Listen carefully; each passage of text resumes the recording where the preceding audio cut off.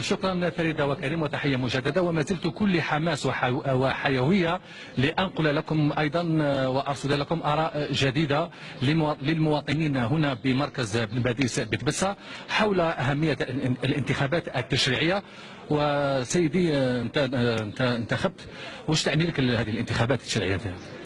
هذه الانتخابات بصراحة تعني لي أنه أفق جديد للجزائر ومستقبل جديد وتغيير خاصة، لكن التغيير يبدأ من القمة.